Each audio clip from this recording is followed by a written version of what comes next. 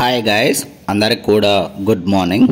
ఇవాళ వీడియోలో ఏంటంటే యూపీఎస్సి నుంచి అయితే జాబ్ నోటిఫికేషన్ అనేది అయితే రిలీజ్ అయింది. సో అఫీషియల్ వెబ్సైట్ వచ్చేసరికి upsconline.gov.in/ora అనే వెబ్సైట్లోకి వెళ్ళైతే మనమైతే వెళ్ళి అప్లై చేయాల్సిందైతే ఉంటుంది. So online application starting date వచ్చేసరికి 9వ తేదీ ఆగస్ట్ 2025 స్టార్ట్ అయ్యి 28వ తేదీ ఆగస్ట్ 2025 నాటికైతే ఎండ్ అయితే అవుతుంది. ఫైనల్గా మనకేంటంటే పేమెంట్ లాస్ట్ డేట్ వచ్చేసరికి 29వ తేదీ ఆగస్ట్ 2025 నాటికైతే మనకైతే ఎండ్ అయితే అవుతుంది. ఎలిజిబిలిటీ క్రైటీరియా విషయానికి వచ్చేసరికి citizen of India, subject Nepal, subject Bhutan అయితే అయి ఉండాలని అయితే చెప్తున్నారు.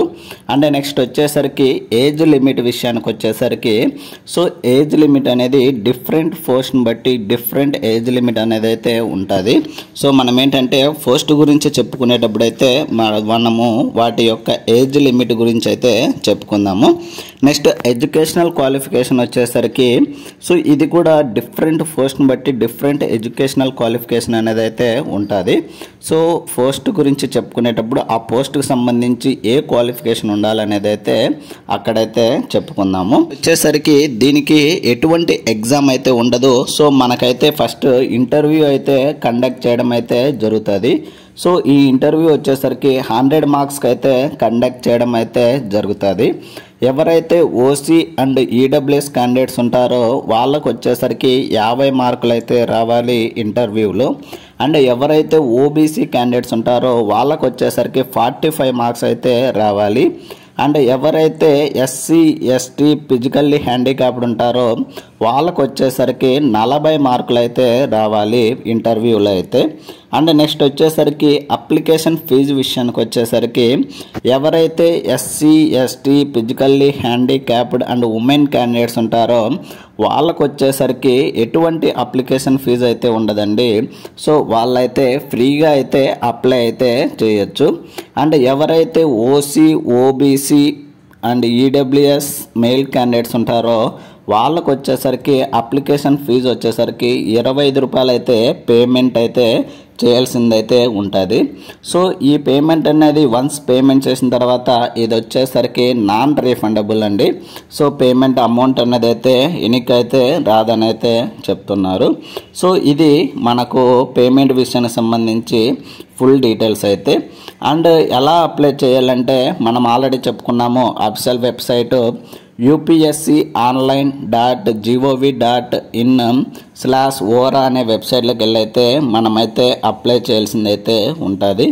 అండ్ మనం ఏంటంటే అప్లోడ్ చేసేటప్పుడు మనకైతే photography and signature and educational qualification సంబంధించి డాక్యుమెంట్స్ కూడా మనమైతే సబ్మిట్ చేయాల్సిందైతే ఉంటుంది. దీనికి సంబంధించి ఏదైనా ఇన్ఫర్మేషన్ కానీ ఏదైనా గైడెన్స్ కావాలంటే దానికి సంబంధించి హెల్ప్ లైన్ నెంబర్ అయితే ఇవ్వడం జరిగింది. హెల్ప్ లైన్ నెంబర్ వచ్చేసరికి 011-233-85271 లేదా 011-233-81125 అయితే ఇవ్వడం జరిగింది. సో లేదా 011-230-98543 అయితే మనకైతే హెల్ప్ లైన్ నెంబర్ అనేది అయితే ఇవ్వడం జరిగింది. సో మనం ఏంటంటే ఆల్ వర్కింగ్ డేస్ 10 నుంచి ఈవినింగ్ 5 o'clock వరకు అయితే మధ్యలో అయితే మనమైతే వాళ్ళకైతే కాల్ చేయాల్సిందైతే ఉంటుంది. సో కాల్ చేసి అయితే మనం మాట్లాడచ్చు. మ్యాక్సిమం వాళ్ళైతే 100% కాల్ అయితే లిఫ్ట్ చేశారు గైస్. సో మనం ఏంటంటే ఏదైనా కానీ ఆన్లైన్ అప్లికేషన్ రిలేటెడ్ లేదా జాబ్ రిలేటెడ్ ఏదైనా సరే మీకు ఏదైనా క్వైరీస్ ఉన్నట్లయితే దానికైతే కాల్ చేసి అయితే మాట్లాడచ్చు. అండ్ ఇంకోటి ఏంటంటే ఈ పీడిఎఫ్ యొక్క లింక్ని అయితే నేనైతే కింద డిస్క్రిప్షన్లో ఇస్తాను, అక్కడికి వెళ్ళి అయితే చెక్ చేసుకోండి గైస్. అండ్ వీడియోను ఎవరైనా కానీ కొత్తగా చూస్తున్నట్లయితే ఇలాంటి మరిన్ని వీడియోస్ అండ్ మరిన్ని అప్డేట్స్ కోసం అయితే please like, share and subscribe చేసుకోవడం అయితే మర్చిపోద్దండి గైస్. సో దీనికి సంబంధించి అడ్వర్టైజ్మెంట్ నెంబర్ వచ్చేసరికి 11/2025 అని అయితే ఇవ్వడం అయితే జరిగింది.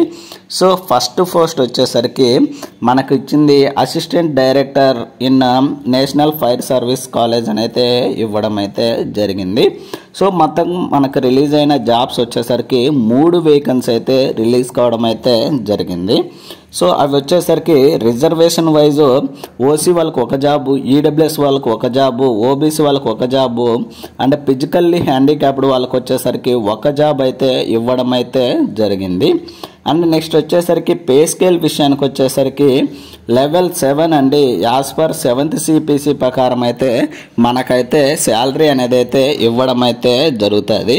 And next age relaxation and age limit విషయానికి వచ్చేసరికి ఎవరైతే ఓసీ అండ్ ఈడబ్ల్యూఎస్ క్యాండిడేట్స్ ఉంటారో వాళ్ళకు వచ్చేసరికి 30 సంవత్సరాలు అయితే ఇవ్వడం అయితే జరిగింది. అండ్ ఎవరైతే ఓబీసీ క్యాండిడేట్స్ ఉంటారో వాళ్ళకు వచ్చేసరికి 33 సంవత్సరాల వరకు అయితే ఏజ్ లిమిట్ అనేది అయితే ఇవ్వడం అయితే జరిగింది. అండ్ ఎవరైతే ఫిజికల్లీ హ్యాండిక్యాప్డ్ ఉంటారో వాళ్ళకు వచ్చేసరికి 40 సంవత్సరాల వరకు అయితే ఏజ్ లిమిట్ అనేది అయితే ఇవ్వడం అయితే జరిగింది. అండ్ నెక్స్ట్ వచ్చేసరికి ఎడ్యుకేషనల్ క్వాలిఫికేషన్ వచ్చేసరికి ఎవరైతే బ్యాచిలర్ డిగ్రీ ఇన్ సైన్స్ చదివింటారో రికగ్నైజ్డ్ యూనివర్సిటీలో వాళ్ళైతే ఎలిజిబుల్ అని అయితే చెప్తున్నారు. లేదా diploma in any branch of engineering కానీ లేదా టెక్నాలజీ అయితే చదివింటారో రికగ్నైజ్డ్ యూనివర్సిటీ లేదా ఇన్స్టిట్యూట్ నుంచి వాళ్ళైతే ఎలిజిబుల్ అని అయితే చెప్పడం అయితే జరుగుతుంది. నెక్స్ట్ వచ్చేసరికి ఇక్కడ ఇవ్వడం జరిగింది 3 years of experience in fire fighting or training as a sub officer లేదా సబ్ ఇన్స్పెక్టర్ మీద ఎక్స్పీరియన్స్ అయితే ఉండాలని అయితే చెప్తున్నారు. అండ్ లేదా ఎడ్యుకేషనల్ క్వాలిఫికేషన్ వచ్చేసరికి ఎవరైతే bachelor degree in fire engineering లేదా టెక్నాలజీ చదివింటారో రికగ్నైజ్డ్ యూనివర్సిటీ లేదా ఇన్స్టిట్యూట్ నుంచి వాళ్ళైతే ఎలిజిబుల్ అని అయితే చెప్తున్నారు. అండ్ వీళ్ళకి వచ్చేసరికి ఎవరైతే ఈ యొక్క ఫైర్ ఇంజనీరింగ్ లేదా టెక్నాలజీ చదివింటారో వాళ్ళకు వచ్చేసరికి మినిమం ఫిజికల్ స్టాండర్డ్ అయితే ఉండాలని అయితే చెప్తున్నారు. హైట్ వచ్చేసరికి 165 సెంటీమీటర్ అయితే ఉండాలని అయితే చెప్తున్నారు. హెడ్ క్వార్టర్స్ వచ్చేసరికి నాగపూర్లో అయితే ఉన్నదండి. నెక్స్ట్ సెకండ్ పోస్ట్ వచ్చేసరికి post of lecturer in English అని అయితే ఇవ్వడం జరిగింది. సో ఇవి వచ్చేసరికి మొత్తం 5 వేకెన్సీస్ అయితే ఉన్నాయి. కేటగిరీ వైజ్ చూసుకుంటే ఈ 5 వేకెన్సీ అనేవి ఎస్టీ కేటగిరీకి అయితే ఇవ్వడం అయితే జరిగింది. సో పే స్కేల్ విషయానికి వచ్చేసరికి లెవెల్ 9 అండి. యాజ్ పర్ 7th CPC ప్రకారం అయితే మనకైతే శాలరీ అనేది అయితే ఇవ్వడం అయితే జరుగుతుంది. అండ్ ఏజ్ లిమిట్ విషయానికి వచ్చేసరికి ఎస్టీ కేటగిరీకి పోస్ట్ రిలీజ్ అయ్యాయి కాబట్టి ఏజ్ లిమిట్ అనేది 45 years వరకు అయితే ఇవ్వడం అయితే జరిగింది.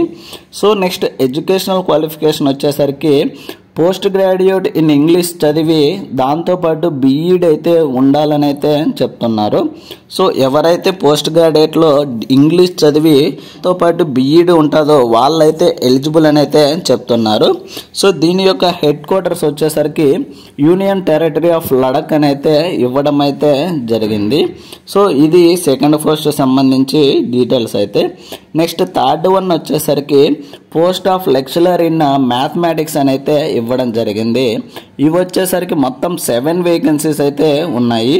సో ఈ యొక్క 7 వేకెన్సీస్ కూడా ఎస్టీ కేటగిరీకి అయితే ఇవ్వడం అయితే జరిగింది. సో పే స్కేల్ విషయానికి వచ్చేసరికి లెవెల్ 9 అండి. యాజ్ పర్ 7th CPC ప్రకారం అయితే మనకైతే శాలరీ అనేది అయితే ఇవ్వడం అయితే జరుగుతుంది. సో నెక్స్ట్ ఏజ్ లిమిట్ విషయానికి వచ్చేసరికి 45 years అయితే ఉండాలి అని అయితే చెప్తున్నారు. అంటే ఆ లోపు అయితే మనకైతే ఏజ్ లిమిట్ అనేది ఉండాలని అయితే చెప్తున్నారు. అండ్ నెక్స్ట్ ఎడ్యుకేషనల్ క్వాలిఫికేషన్ విషయానికి వచ్చేసరికి ఎవరైతే పోస్ట్ గ్రాడ్యుయేట్ ఇన్ మ్యాథమెటిక్స్ చదివి దాంతోపాటు బీఈడి కంప్లీట్ అయి ఉంటుందో వాళ్ళైతే దీనికైతే ఎలిజిబుల్ అని అయితే చెప్తున్నారు. సో దీనికి వచ్చేసరికి హెడ్ క్వార్టర్స్ వచ్చేసరికి యూనియన్ టెరిటరీ ఆఫ్ లడక్ అని అయితే ఇవ్వడం అయితే జరిగింది. ఇది యూపీఎస్సికి సంబంధించి నోటిఫికేషన్ సంబంధించి ఫుల్ డీటెయిల్స్ అయితే గైస్. సో ఇలాంటి మరిన్ని వీడియోస్ అండ్ మరిన్ని అప్డేట్స్ కోసం అయితే please like, share and subscribe చేసుకోవడం అయితే మర్చిపోద్దండి guys. Thank you for watching.